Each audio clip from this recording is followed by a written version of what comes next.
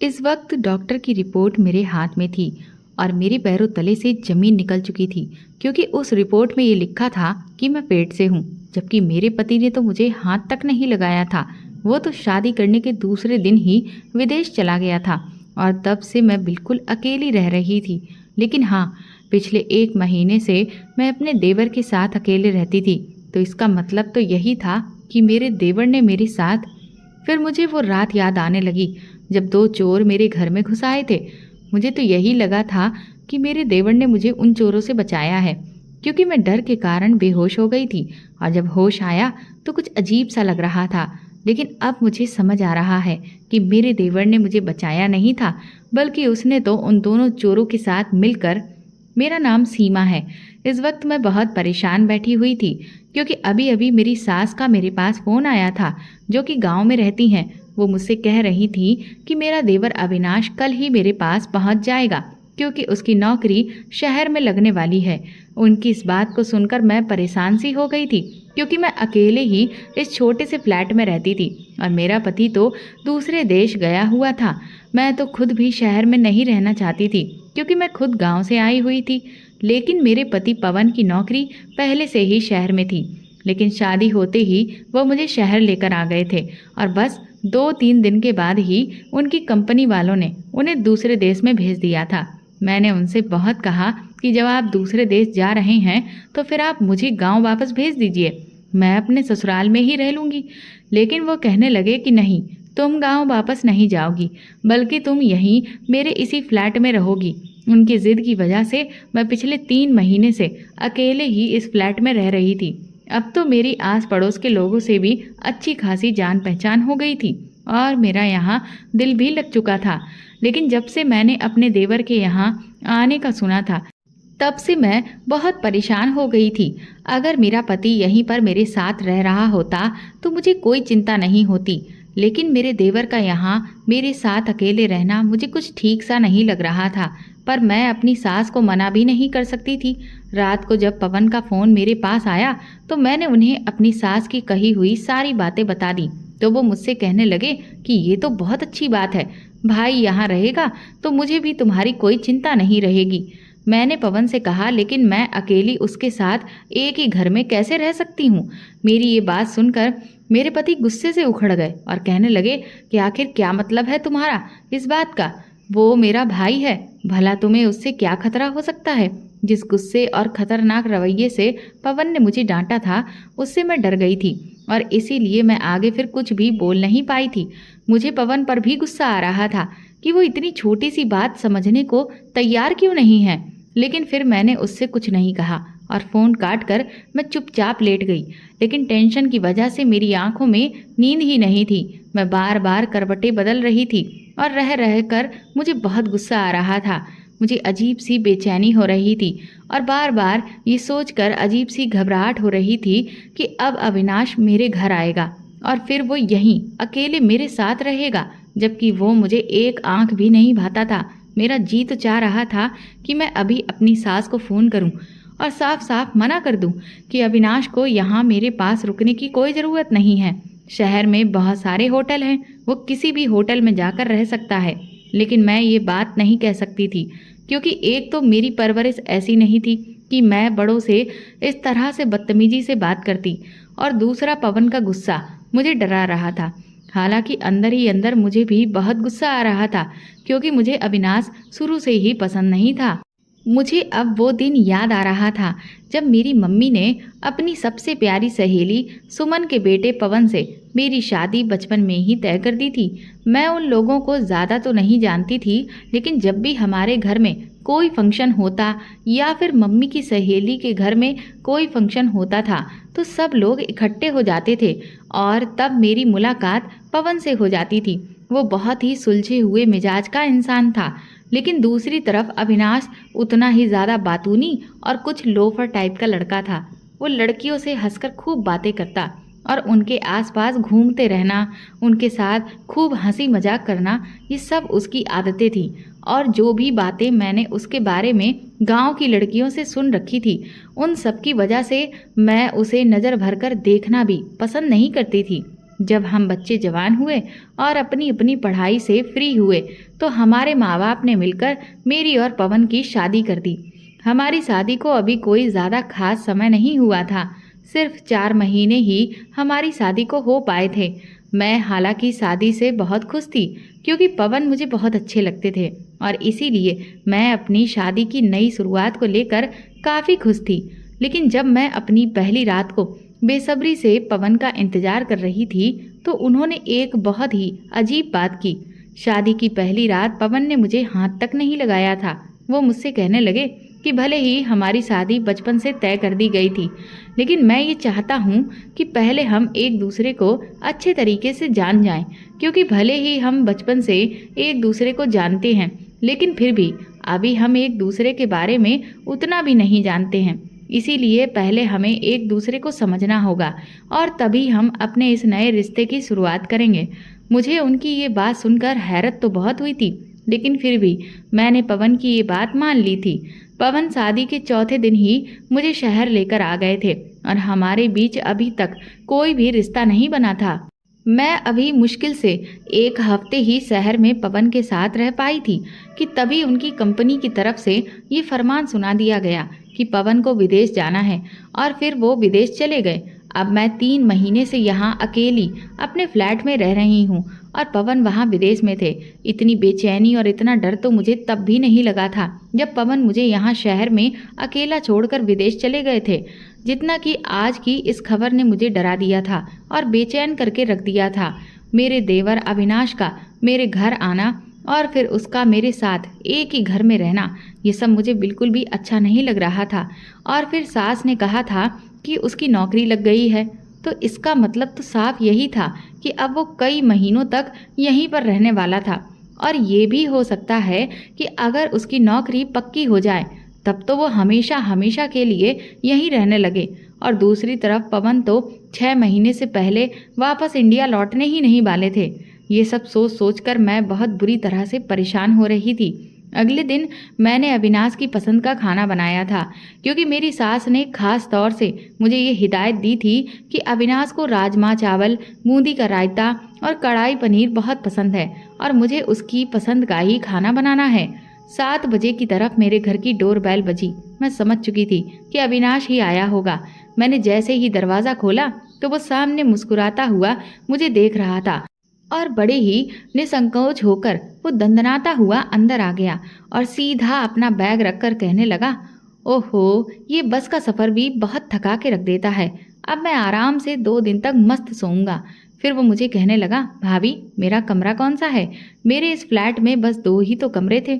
मैंने दूसरे कमरे की तरफ इशारा कर दिया। उस कमरे में ज़्यादा फर्नीचर नहीं था। उसने एक नज़र कमरे का जायजा लिया और कहने लगा कि मैं यहाँ नहीं रह सकता। ऐसा करो, तुम यहाँ पर सो जाना, क्योंकि मुझे तो बेड पर ही नींद आती है। ये कहकर वो बड़े आराम से मेरे कमरे में चला गया। मैं उसे हैरत से देखती रह गई थी। उस समय मैं उससे बहस करने के मूड में बिल्कुल भी नहीं थी, क्योंकि मैंने सोचा कि ये मेरे बारे में क्या सोचेगा कि भाभी ने मेरे आते ही मुझसे बहस शुरू कर दी। वो मुझसे बस 1 साल ही छोटा था, लेकिन अपने कद काठी की वजह से वो मुझसे बड़ा लगता था। मैंने खाना गर्म किया, तब तक वो नहा धोकर आ गया था। वो अपनी टेबल पर पसंद का रखा खाना देखकर बहुत खुश हो गया और कहने लगा, तुम्हारे हाथों में तो बहुत ही स्वाद है। खैर, मैं तो पहली बार ही तुम्हारे हाथ का खाना खा रहा हूँ, क्योंकि शादी के फ़ौरन बाद तो तुम तो शहर आ गई थी। ये कहने के बाद वो बोला, और मैं तुम्हारे लिए गिफ्ट भी लाया हूँ। चलो आओ, मैं तुम्हें दिखाता हूँ। बिना किसी झिझक के उसने मेरा हाथ पकड़ा और मुझे कमरे में ले गया। मैंने गुस्से से कहा, मेरा हाथ छोड़ो। तो वो कहने लगा कि पहले तुम्हें गिफ्ट तो दिखा दूँ। फिर उसने मुझे एक फैंसी सूट दिया और बोला, ये तुम्हारे लिए है। मैंने उसके हाथ से सूट लेकर रख लिया, लेकिन जिस तरह का वो लड़का था, मैंने यही सोचा कि मुझे इससे दूरी बनाकर रखनी चाहिए। लेकिन मैं नहीं जानती थी कि मैंने अपनी ज़िंदगी को किस नरक में डाल लिया है। रात को अविनाश कमरे में ही सोया था और फिर मुझे ही ड्राइंग रूम के सोफे पर मजबूरन लेटना पड़ा। मैंने सोचा तो यही था कि अगले दिन मैं उससे कह दूंगी कि मुझे अपने कमरे की आदत है। अगर उसे मुश्किल हो रही है तो वो हॉल के सोफे को रखकर ड्राइंग रूम को ही कमरा बना ले। जाने वो कब तक यहाँ पर रहता। लेकिन सुबह जब मैं उठकर बाहर आई तो वो जा चुका था। लेकिन दोपहर को ही वो बड़ा खुशी खुशी घर में दाखिल हुआ।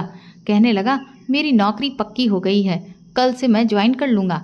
ये कहकर वो बड़े ही लोफर भरे अंदाज से सोफे पर बैठ गया था और सामने रखी हुई टेबल पर उसने अपने दोनों पैर रख दिए थे। फिर वो कहने लगा, मैं बहुत थक गया हूँ, मुझे एक कप चाय बना दो। मैं उसकी भाभी थी। मैंने उसे चाय बनाकर दे दी और कहा कि मुझे अपने कमरे की आदत है, इसीलिए तुम ड्राइंग रूम को ही अपना कमरा बना लो। लेकिन मैं नहीं जानती थी कि मेरी इस बात का वो इस तरह का जवाब भी दे सकता है। वो मुझसे कहने लगा, अगर तुम चाहो तो हम एक कमरे में ही एडजस्ट कर सकते हैं। ये सुनकर के तो मेरा दिमाग घूमकर ही रह गया था। मैंने गुस्से से उसकी तरफ देखा तो फिर वो हंसने लगा और बोला, अरे मैं तो मजाक कर रहा था। मैं उठकर तुरंत ही किचन में जाने लगी तो वो मुझसे कहने लगा, वैसे तुम गुस्से में बहुत खूबसूरत लगती हो। सच में जब गुस्से के मारे तुम्हारे गाल और नाक लाल हो जाती है तो जी चाहता है कि इन्हें। अपनी बात को अधूरा ही छोड़कर वो शरारत भरे अंदाज में मुस्कुराने लगा था। मैं जानती थी कि वो किस टाइप की बातों का आदी है, चाहे सामने वाला उसकी ऐसी बातों से परेशान ही क्यों ना हो रहा हो, वो बाज नहीं आता था।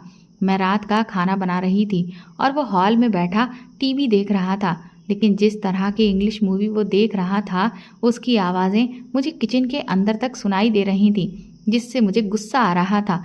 उसकी बेशर्मी पर तो मेरा जी चाह रहा था कि मैं अभी उसे जाकर खरी खोटी सुना दूं कि उसे बिल्कुल भी तमीज़ नहीं है कि घर में उसकी भाभी भी मौजूद है। लेकिन मैं चुप रही और उससे कुछ भी ना कह सकी। रात का खाना बनाकर मैं अपने कमरे में चली गई थी। जब मैंने अपने कमरे का हाल देखा तो मेरा सर घूम गया था। मेरा जी तो चाहा कि मैं अपना सर पीट लूं, क्योंकि पूरे कमरे में उसके ही कपड़े बिखरे हुए थे। कहीं पर तौलिया पड़ा था तो कहीं पर जूते पड़े थे। मुझे जितनी सफाई पसंद थी वो उतना ही गंदा इंसान था। मैंने उसके सारे कपड़े उठा लिए और फिर धोने के लिए उन्हें मशीन में डाल दिया और उसका बैग बंद किया और बाहर हॉल में लाकर रख दिया। अगले ही दिन उसने कमरे में बेड लाकर डाल लिया था। मैं अविनाश के घर आने से पहले ही खाना बनाकर अपने कमरे में जाकर कमरे का दरवाज़ा लॉक करके बैठ गई थी कि जब ये खाना खाकर सो जाएगा मैं तभी कमरे से बाहर निकलूंगी।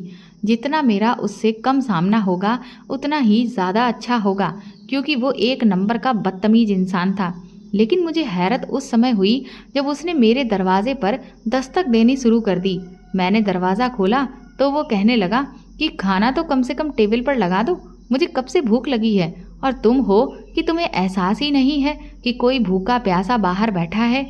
मैंने उससे कहा कि सब कुछ तो तैयार है, तुम खुद ही प्लेट में डाल लो और खा लो, ये तो तुम खुद भी कर सकते हो। मेरी बात सुनकर वो ना में गर्दन हिलाने लगा और कहने लगा कि कर तो मैं बहुत कुछ सकता हूँ, लेकिन ये कहकर वो फिर से मुस्कुराने लगा।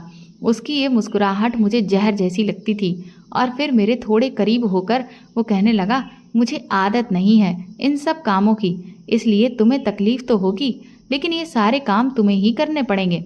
चलो जल्दी से आओ और मेरे लिए खाना लगाओ, क्योंकि मुझे बहुत भूख लग रही है। मैंने उसे गुस्से से देखा था और किचन में चली गई। मैंने खाना गर्म किया और टेबल पर लगा दिया। मैं उसके सामने बैठकर खाना नहीं खाना चाहती थी, इसलिए मैंने अपनी प्लेट बनाई और अपने कमरे में जाने लगी तो वो मुझसे कहने लगा, ये क्या बात हुई, यहाँ मेरे सामने ही बैठकर खाना खाओ, मैं तुम्हें खा थोड़ी ना जाऊँगा। वैसे भी मैं वेजिटेरियन हूँ और इसीलिए तुम अपने आप को मेरे साथ सुरक्षित महसूस कर सकती हो। ये कहकर वो जोर से ठहाका मारकर हंस पड़ा था। फिर वो कहने लगा, भाभी हो तुम मेरी, लेकिन तुम ना तो मुझसे बातें करती हो ना ही कुछ कहती हो।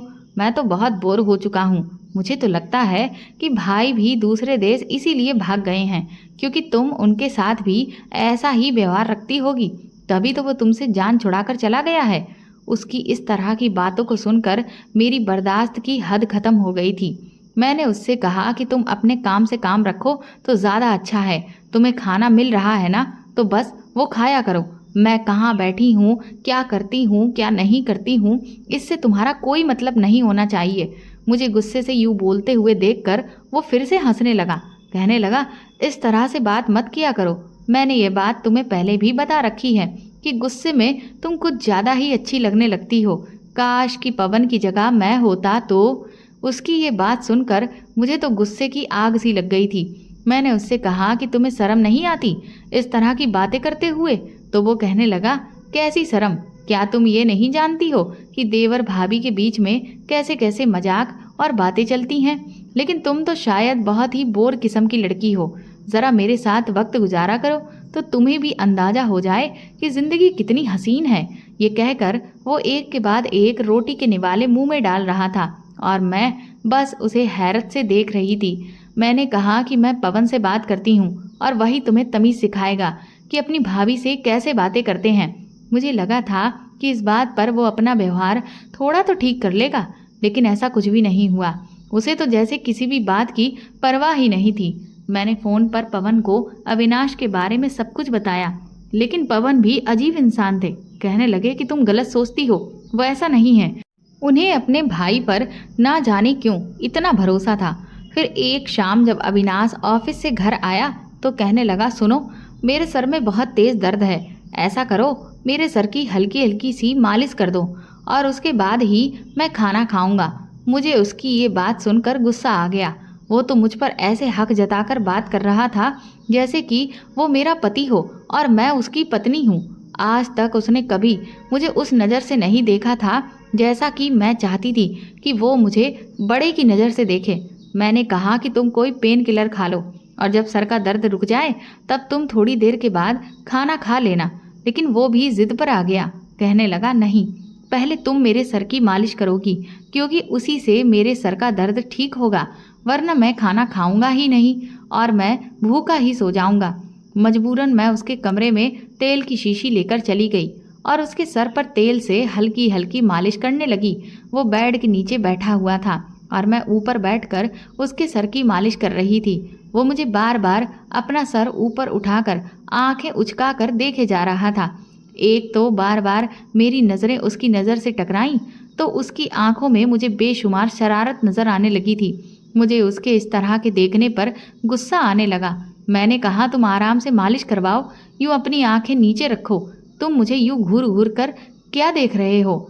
मेरी बात सुनकर वो ज़ोर से हंस पड़ा और कहने लगा, देख रहा हूँ कि तुम कितनी मासूम और प्यारी हो, तुम्हें देखते ही मेरा दिल मेरे बस में नहीं रहता है।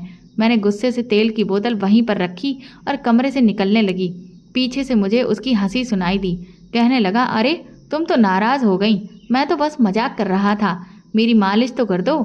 सच कह रहा हूँ, मुझे बहुत अच्छा लग रहा था।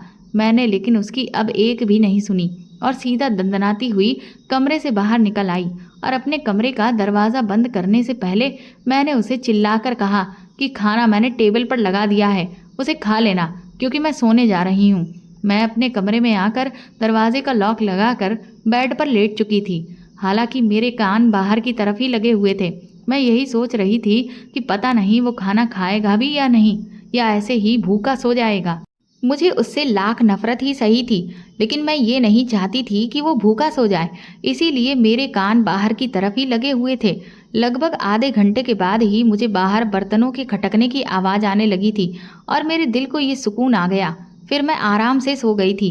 रात को न जाने कौन सा वो पहर था कि मुझे कुछ अजीबो गरीब सा शोर सुनाई दिया और फिर इसी शोर की वजह से जब मेरी आँख खुली तो मुझे लगा कि जैसे मेरे कमरे की बालकनी में कोई मौजूद है। मुझे किसी के चलने की आहट साफ महसूस हो रही थी। मैं एकदम से हड़बड़ाकर उठ बैठी थी। मैंने जब कांपते हाथों से धीरे से पर्दा हटाकर देखा तो मुझे वहां पर 2 आदमी मौजूद दिखे। दोनों के ही हाथ में पिस्तौल थी। ये देखकर मेरा दिल धक्क से रह गया था। इसका मतलब ये था कि हमारे घर में चोर घुस आए थे।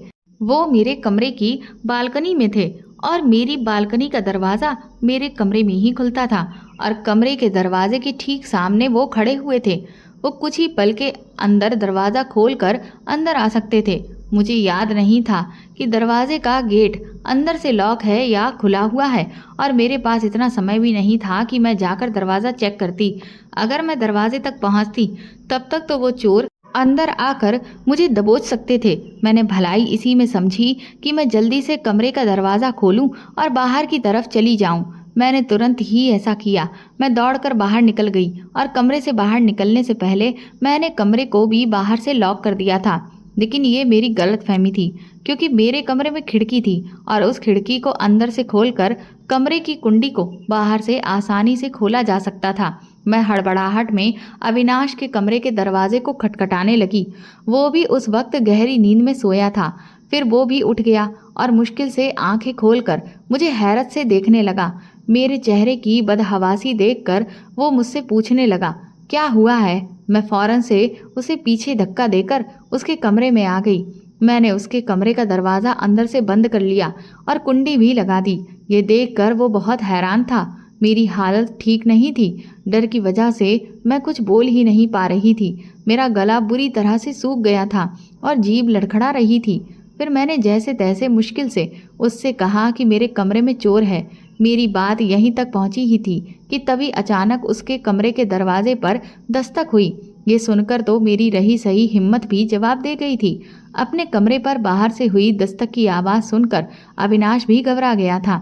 लेकिन मेरी हालत तो ये थी कि मेरा दिल ही धड़कना बंद हो गया था और फिर मैं नहीं जानती थी कि क्या हुआ। मैं इतना घबरा गई कि डर के मारे मैं उसके गले लग गई और मैंने अपनी पकड़ को मजबूत कर लिया। मैंने उससे कहा कि बाहर चोर हैं, ये लोग मेरे कमरे में ही थे, मुझे डर लग रहा है। डर के मारे मुझे लग रहा था कि शायद मेरी जान ही निकल जाएगी। मुझे अपनी इस गलती का बिल्कुल भी एहसास नहीं था कि मैं इस वक्त क्या कर रही हूँ। मैं कसकर अविनाश को जकड़े हुए थी और डर के मारे कांप रही थी। शायद मैं बहुत ज़्यादा डर चुकी थी। फिर तभी कमरे में दोबारा से दस्तक होने लगी। बाहर जो भी था वो कहने लगा कि दरवाज़ा खोलो। मैंने अविनाश से कहा कि तुम दरवाज़ा मत खोलना, ये हम दोनों को मार डालेंगे। मैंने उनके हाथ में बंदूक देखी है। मैं उसके सीने से लगी ये सब कह रही थी। वो मुझे कहने लगा कि तुम परेशान मत हो, ये लोग अंदर नहीं आ सकते, दरवाज़ा लॉक है। उसने मुझे खुद से दूर करना चाहा, लेकिन मैं डर के मारे उसके सीने से लगी रही। वो मुझे अपने साथ लगाए हुए बेड तक लेकर आया। फिर उसने मुझे बेड पर बिठाया और खुद भी मेरे बराबर में बैठ गया। फिर वो मुझसे कहने लगा, डरो मत, मैं हूं ना। तभी दरवाजे पर फिर से दस्तक हुई थी। इस बार वो आदमी जो बाहर था उसने बहुत तेज आवाज में कहा कि दरवाज़ा खोलो वरना हम दरवाज़ा तोड़ देंगे। ये सुनकर मैंने अविनाश का हाथ अपने हाथ में ले लिया, क्योंकि अब तो मेरी जान निकलने ही वाली थी। शायद हमारी किस्मत ही खराब थी, क्योंकि मेरा और अविनाश दोनों का ही फ़ोन हमारे पास नहीं था। मैं बदहवासी से भागती हुई अपना फ़ोन अपने कमरे में ही छोड़ आई थी और अविनाश ने अपना फ़ोन बाहर हॉल में चार्जिंग पर लगाया हुआ था, क्योंकि अविनाश के कमरे में चार्जिंग के लिए बोर्ड तो था लेकिन फ़ोन को रखने की कोई जगह नहीं थी और इसीलिए सोने से पहले अविनाश अपना फ़ोन हॉल में ही चार्जिंग पर लगा देता था। मैंने उससे कहा कि तुम बाहर नहीं जाओगे, तो वो कहने लगा कि तुम फिक्र मत करो, ये मेरा कुछ भी नहीं बिगाड़ सकते, मेरा हाथ छोड़ो। ये कहकर उसने अपना हाथ मेरे हाथ से छुड़ा लिया। उसके बाद उसने एक दराज से पिस्तौल निकाली। ये देखकर तो मेरा दिल जैसे थम सा गया था। मुझे ये डर लगने लगा कि कहीं वो आपस में भिड़ ना जाएं, कहीं वो लोग अविनाश को ही गोली ना मार दें। फौरन से उठकर मैं अविनाश के पास गई। मैंने कहा, ये तुम क्या कर रहे हो? तो वो कहने लगा कि मैं कोई डरपोक इंसान थोड़ी हूँ, उनका मुंह तोड़ना मैं अच्छी तरीके से जानता हूँ, बस तुम कमरे से बाहर मत निकलना। मैं रोने लगी और उससे कहने लगी कि तुम कहीं मत जाओ, कहीं ये ना हो कि वो लोग तुम्हें ही मार डालें। तो वो कहने लगा कि तुम परेशान मत हो, अगर हम यहाँ कमरे में भी बैठे रहेंगे तब भी वो लोग कमरे का दरवाज़ा तोड़कर अंदर ज़रूर आएंगे, इसीलिए हमें हिम्मत से काम लेना होगा। मुझे लड़ना भी आता है और गोली चलाना भी। ये कहकर वो कमरे से बाहर चला गया। मैंने कमरे का दरवाज़ा तुरंत ही बंद कर लिया। फिर मुझे बाहर से बहस की और चीख पुकार की आवाज़ें आने लगी थीं। मेरा दिल तो डर की वजह से थर थर काँप रहा था। ऐसा लग रहा था कि जैसे वो लोग आपस में लड़ रहे हैं और मेरा दिल अंदर से ऐसे धड़क रहा था कि जैसे वो किसी बेलगाम घोड़े की तरह भाग रहा हो। मेरे होंठ सफ़ेद पड़ चुके थे, मेरी रंगत पीली पड़ गई थी। मैंने दोनों मुट्ठियों को बंद किया और बेड पर बैठ गई। मैं बहुत बुरी तरह से कांप रही थी कि कहीं अगर अविनाश को कुछ हो गया तो वो लोग मेरे साथ भी ना जाने क्या करेंगे। डर के मारे मेरी हालत खराब होने लगी थी। तभी मुझे ऐसा लगा कि जैसे मेरा दम घुट रहा है और फिर मुझे बाहर से गोली चलने की आवाज़ सुनाई दी। मैं नहीं जानती थी कि कब और कैसे, लेकिन मैं होश खो चुकी थी और इस दुनिया से बिल्कुल बेगानी हो गई थी। शायद डर के मारे मैं बेहोश हो गई थी। फिर जब मेरी आँख खुली तो मुझे चिड़ियों के चहचहाने की आवाज़ सुनाई दे रही थी। मैं एकदम ही उठकर बैठ गई तो देखा कि मैं अविनाश के बिस्तर पर लेटी हुई थी। उस वक्त मेरे बाल बुरी तरह से बिखरे हुए थे, लेकिन मैं उसके कमरे में अकेली ही थी। एकदम तो मुझे ये सब समझ नहीं आया कि मैं उसके कमरे में आई कैसे, लेकिन फिर मुझे रात वाला पूरा हादसा एक के बाद एक याद आने लगा और उसे याद करते ही मेरे होश उड़ गए थे। मुझे तो ये तक नहीं मालूम था कि बाहर हुआ क्या था। मैं फौरन से उठकर उसके कमरे से बाहर आई तो अविनाश सोफे पर बैठा सिगरेट पी रहा था। उसके बाजू पर पट्टी बंधी हुई थी और सर पर भी जख्म का निशान था। ये देखकर मैं तुरंत ही उसके पास गई। मैंने उससे कहा कि तुम यहाँ और वो लोग। अविनाश कहने लगा, उनको पुलिस ने पकड़ लिया है। ये कहकर फिर वो मुझसे नज़रें चुराने लगा था। मैंने उससे कहा कि तुम्हारे बाजू पर ये क्या हुआ है, तो वो कहने लगा कि लड़ाई के दौरान उन लोगों ने मुझ पर गोली चलाई थी, लेकिन वो मेरे बाजू से छूकर गुजरी थी, इसलिए मैं हॉस्पिटल में पट्टी करवा कर आया हूँ। तुम शायद बेहोश हो गई थी, इसीलिए तुम्हें किसी भी चीज़ की खबर नहीं थी। लेकिन अब तुम बिल्कुल भी चिंता मत करो, सब कुछ ठीक है। वो मुझसे नज़रें चुरा कर बातें कर रहा था। मैंने भी सोचा चलो अविनाश को कुछ भी नहीं हुआ और वो लोग भी पुलिस की हिरासत में पहुंच गए थे। लेकिन उस दिन के बाद से मैं बहुत ज़्यादा डर गई थी। पता नहीं क्यों अविनाश भी उस दिन से बहुत चुप चुप सा रहने लगा था। अब वो पहले जैसी शरारती हरकतें करना और बात बात पर हंसना, मेरे साथ मजाक करना, सब कुछ वो बिल्कुल बंद कर चुका था। अविनाश को मैं जैसा समझती थी वो वैसा नहीं था और अब तो वो काफ़ी संजीदा सा हो गया था। वो मुझसे ज़्यादा बात भी नहीं करता था, पता नहीं क्यों, लेकिन अब वो बहुत ज़्यादा सिगरेट पीने लगा था। मैं उसके सामने खाना रखती तो वो किसी गहरी सोच में गुम रहता था। मेरे 2-3 बार याद दिलाने पर वो खाना खाता था। इस बात को धीरे धीरे फिर 1 महीना गुजर गया था और इधर मेरी तबीयत भी खराब सी रहने लगी थी। फिर एक दिन मुझे बहुत तेज़ चक्कर आ गया और मैं लहरा कर जैसे ही नीचे गिरने वाली थी कि अविनाश ने मुझे तुरंत ही संभाल लिया। अगर उस वक्त अविनाश मुझे सहारा ना देता तो मेरा सर टेबल पर जाकर लगता और मैं बहुत बुरी तरह से जख्मी हो चुकी होती। अविनाश ने मुझे सहारा देकर सोफे पर बिठाया और कहने लगा कि तुम अपना बिल्कुल भी ख्याल नहीं रखती हो, अपना ख्याल रखा करो। देखो तुम कैसी पीली सी पड़ गई हो, शायद कमज़ोरी की वजह से तुम्हें चक्कर आ गया है। फिर अविनाश ही मुझे डॉक्टर के पास लेकर गया था, लेकिन मैं अस्पताल में डॉक्टर के कमरे में अकेले ही गई थी। उन्होंने मुझे कुछ टेस्ट लिखकर दिए थे जो मैंने तुरंत ही करवा लिए थे और फिर 1 घंटे में ही उनकी रिपोर्ट्स भी आ गई थी। लेकिन जैसे ही वो रिपोर्ट आई उसने मेरे होश उड़ाकर रख दिए थे, क्योंकि वो डॉक्टर मुझसे कहने लगी कि तुम प्रेग्नेंट हो। ये सुनकर के तो मैं चक्कर खाकर ही रह गई थी, क्योंकि मेरा पति तो पिछले 3-4 महीने से मेरे साथ था ही नहीं। और सबसे बड़ी बात तो ये थी कि मेरे पति ने तो शादी के बाद से मुझे आज तक कभी हाथ भी नहीं लगाया था।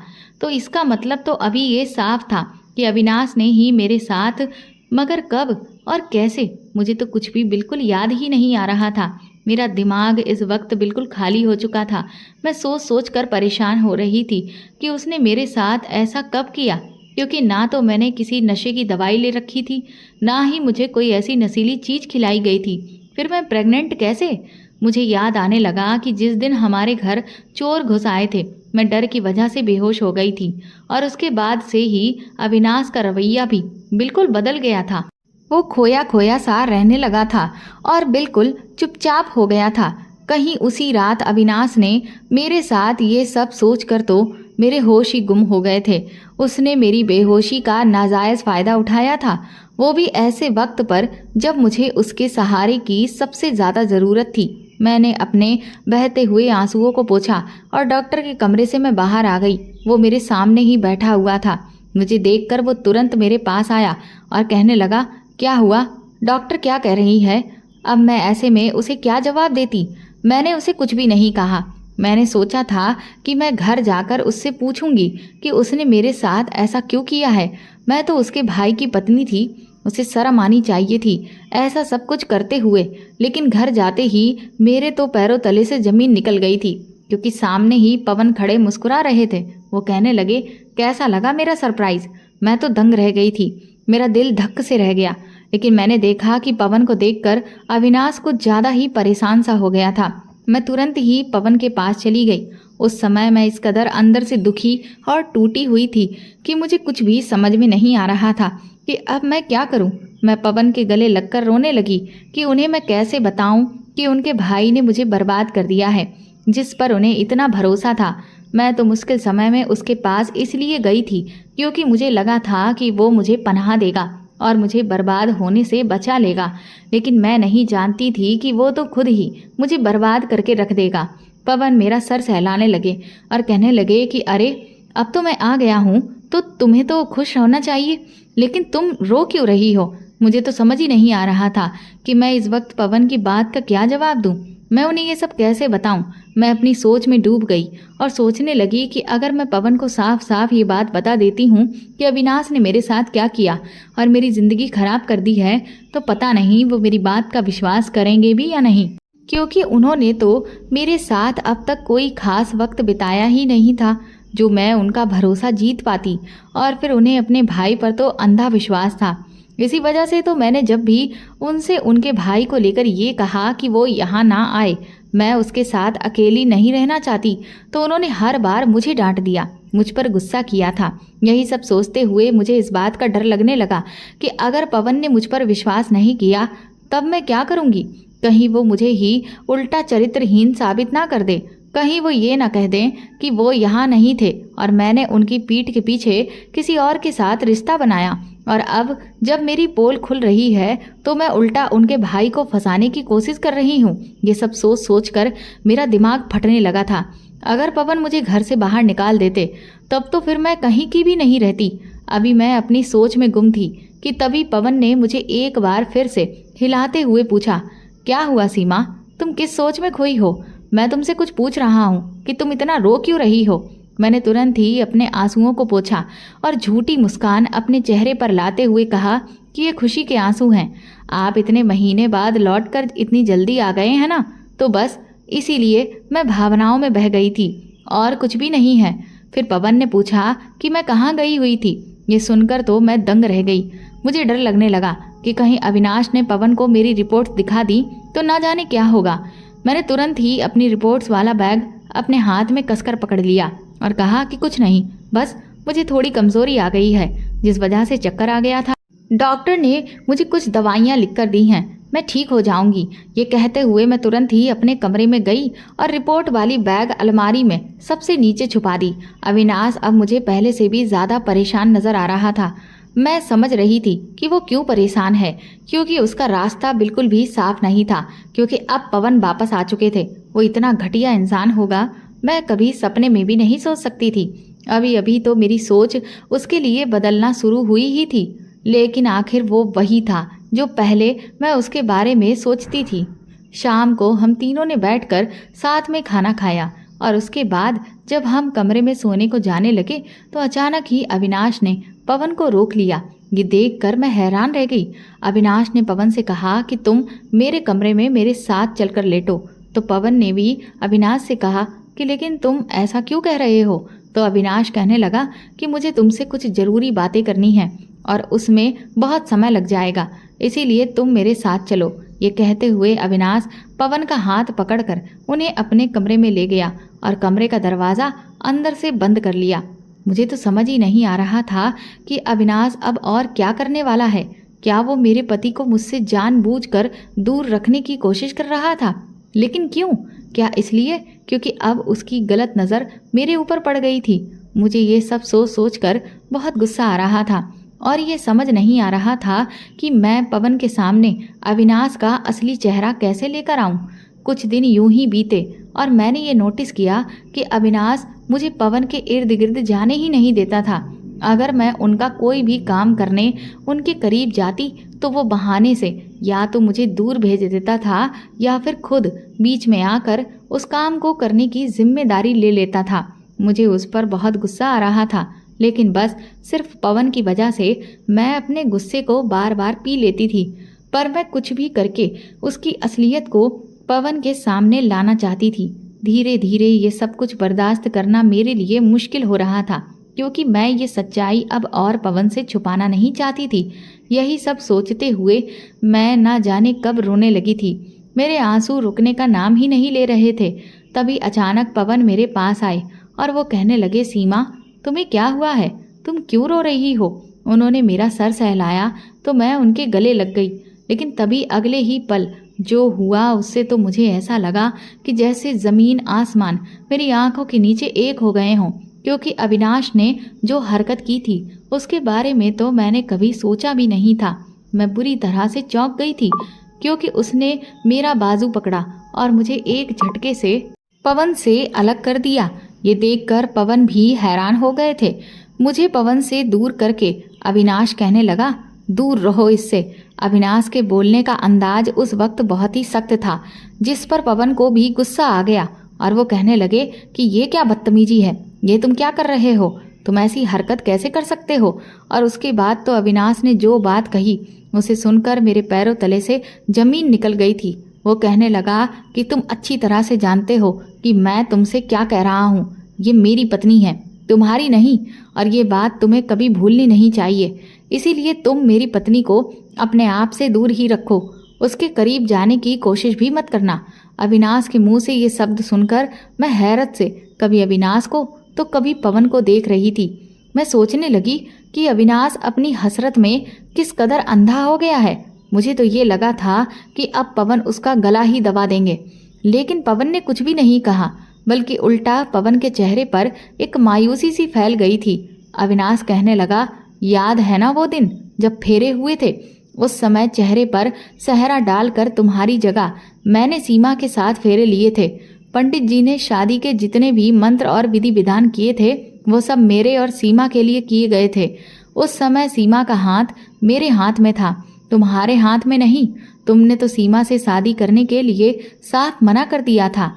हाँ, ये अलग बात है कि मैंने ये सब सिर्फ तुम्हारे कहने पर उस वक्त किया था, क्योंकि तुम्हें सीमा पसंद नहीं थी। तुम तो विदेश जाना चाहते थे और तुम्हें तो वहाँ की ही लड़की पसंद थी और तुम उससे ही शादी करना चाहते थे, जिसकी खातिर तुम हिंदुस्तान छोड़कर वहाँ चले गए थे। यही कहा था ना तुमने मुझसे कि अभी फिलहाल के लिए तुम सीमा से शादी कर लो, क्योंकि तुम खुद वापस नहीं लौटोगे और जैसे ही इधर कुछ साल गुजरेंगे तो फिर तुम सीमा को तलाक दे दोगे और फिर ये सारा ड्रामा भी पूरी तरह से अपने आप ही खत्म हो जाएगा। अब तुम मुझे ये बताओ कि तुम यहाँ वापस क्यों आए हो। तुम्हें तो एक विदेशी लड़की से प्यार हो गया था और तुम उसी से शादी करने वाले थे, फिर तुम यहाँ पर अकेले वापस क्यों आए हो। तुमने उस लड़की से शादी नहीं की। इधर उन दोनों की ये सब बातें चल रही थीं और मैं तो ये सब सुनकर अपना गम भूल ही बैठी थी कि मैं ये सब क्या सुन रही थी। पवन कहने लगा कि मुझे उस लड़की ने धोखा दे दिया है, इसलिए मैं वापस लौट कर आया हूँ। इसलिए अब तुम सीमा को तलाक दे दो और मैं इससे शादी कर लूँगा। ये सुनकर तो मुझे ऐसा लगा कि जैसे मैं कोई इंसान नहीं, खिलौना हूँ। इसीलिए मुझे गुस्सा आ गया और मैंने चिल्लाकर कहा कि मुझे बताए बगैर आप दोनों भाइयों ने मेरे साथ कौन से खेल खेले हैं। एक भाई दुनिया के सामने मुझसे शादी करता है क्योंकि उसकी माँ ने बचपन से मुझे उसके नाम के साथ बांध रखा था, और फिर वो मुझे बिना छुए ही इंतज़ार कराकर दूसरे देश चला जाता है, और फिर दूसरा भाई यहाँ आकर मेरे साथ वक्त गुजारता है और बिना मुझे बताए हुए मेरे साथ रिश्ता बनाता है। मैं तो तड़प रही थी ये सोच सोच कर कि अविनाश की निशानी मुझ में है। उसी के बारे में पता करके मैं अस्पताल से वापस आई हूँ, लेकिन मुझे नहीं पता था कि मेरे साथ कौन सा घिनौना खेल खेला गया है। मेरे मुंह से ये बात सुनकर के अविनाश और पवन दोनों ही हैरान हो गए थे। मैं फूट फूट कर रोने लगी। मैं तुरंत ही दौड़कर अपने कमरे में गई और वो रिपोर्ट वाला बैग निकाल कर लेकर आई और मैंने उसमें से रिपोर्ट निकाल कर उन दोनों के मुंह पर दे मारी। पवन कहने लगे, ये तुमने क्या किया, तुम्हें शर्म नहीं आई। अविनाश, पवन की बात सुनते ही अविनाश के शब्द और भी तेज हो गए थे। वो कहने लगा कि ये मेरी पत्नी है, इसीलिए मुझे अपने किसी भी काम पर कोई भी शर्मिंदगी नहीं है। ये अलग बात है कि जब मैंने सीमा के साथ फेरे लिए थे उस समय मेरे दिल में सीमा के लिए कुछ भी नहीं था, लेकिन अब मैं सीमा से प्यार करने लगा हूँ और उसके बगैर मैं जीने के बारे में सोच भी नहीं सकता। ये कहकर उसने मेरा हाथ पकड़ा और घर से बाहर ले गया।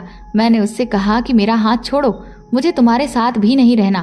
तुमने धोखे से मुझसे शादी की है और फिर तुमने तो मेरी बेहोशी का नाजायज फायदा भी उठाया है। लेकिन अविनाश ने मेरी कोई भी बात नहीं सुनी और वो मुझे वापस गांव ले गया। वहाँ पहुँचते ही अविनाश ने मेरी सास को और मेरे माँ बाप को सारी हकीकत बता दी थी। सारी हकीकत जानकर वहाँ सब लोग हैरान रह गए।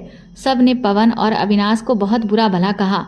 यहाँ तक कि पवन से तो मेरी सास ने बात करना ही बंद कर दिया था।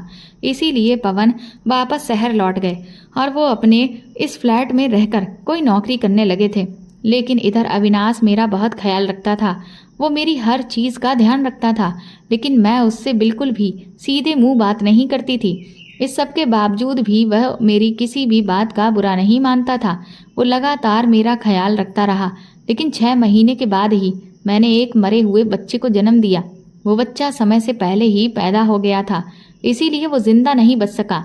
मैं जब शहर से गांव आई थी तो मैं बहुत ज़्यादा परेशान रहती थी। इस वजह से मैं ठीक से खाना भी नहीं खाती थी और मैं बहुत ज़्यादा डिप्रेशन में रहती थी। शायद यही वजह रही होगी कि मैंने उस बच्चे को समय से पहले ही जन्म दे दिया था। जैसे ही मेरी तबीयत खराब हुई थी, अविनाश मुझे शहर के एक सबसे अच्छे हॉस्पिटल में लेकर आया।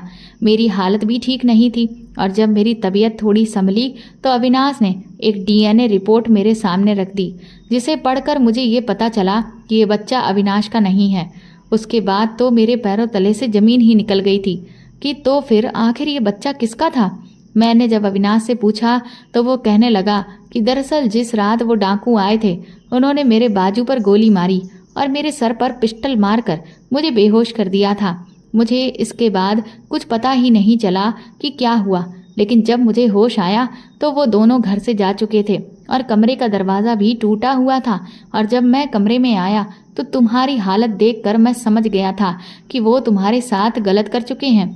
तुम उस वक्त बहुत ही गलत हालत में बेड पर लेटी हुई थी। मैंने तुरंत ही तुम्हारी हालत को ठीक किया और जब मैंने तुम्हारे मुंह से ये सारी बातें सुनी तब मुझे यही ठीक लगा कि मैं खुद तुम्हें अपना लूं, क्योंकि सच तो यही है कि तुम्हारा इस सब में कोई भी कसूर नहीं था। वो जो कुछ भी हुआ था वो बस एक हादसा था। मैं पथराई आंखों से कभी अविनाश को देख रही थी तो कभी उस रिपोर्ट को। मुझे समझ नहीं आ रहा था कि मैं आंसू बहाऊं या फिर किस्मत को धन्यवाद दूं, जिसने मुझे अविनाश के रूप में इतना अच्छा पति दिया था। मेरी आंखों से आंसू निकलते देखकर अविनाश मेरे करीब आ गए। उन्होंने अपने हाथों से मेरे आंसू साफ किए और मेरा सर अपने कंधे पर टिका लिया। अविनाश का स्पर्श पाते ही मैं और भी ज़्यादा तड़प तड़प कर रोने लगी थी। मैंने कहा, अविनाश मुझे माफ़ कर दो। मैं तो तुम्हें बहुत ही नीच इंसान समझ रही थी, लेकिन तुम्हारे जैसी महानता तो मैंने आज तक कभी किसी में नहीं देखी। मेरी वजह से आज तक तुम्हें बहुत दुख पहुंचा है, इसलिए अगर हो सके तो मुझे माफ़ कर देना। अविनाश धीरे धीरे मेरे सर को सहला रहे थे। वो कहने लगे, सीमा तुम्हें माफ़ी मांगने की कोई ज़रूरत नहीं है। मैंने कभी भी तुम्हारे बारे में कुछ गलत नहीं सोचा। मुझे अच्छे से पता था कि जो व्यवहार तुम्हारा मेरे साथ है वो नेचुरल है, क्योंकि कोई भी लड़की ये बर्दाश्त नहीं कर सकती थी जो भी तुम्हारे साथ हुआ था। मैंने सुकून से आंखें मूंद ली थीं। मेरे दिल में अविनाश के लिए ढेर सारा प्यार आया था। घर आने के बाद अविनाश ने मेरी बहुत देखभाल की थी। धीरे धीरे फिर मेरी तबीयत संभल गई और मैंने उसके बाद खुशी खुशी अविनाश को अपने पति के रूप में स्वीकार कर लिया था। हम दोनों एक दूसरे से इतना प्यार करते थे कि लोग हमारे प्यार की मिसालें देने लगे। अविनाश का साथ पाकर मैं बहुत खुश हूँ और अब खुशी खुशी मैं उसके साथ अपनी ज़िंदगी गुजार रही हूँ। तो दोस्तों, आपको ये कहानी कैसी लगी हमें कमेंट करके ज़रूर बताएं और प्लीज़ इस कहानी को ज़्यादा से ज़्यादा शेयर और लाइक करके मेरे चैनल को सपोर्ट करें।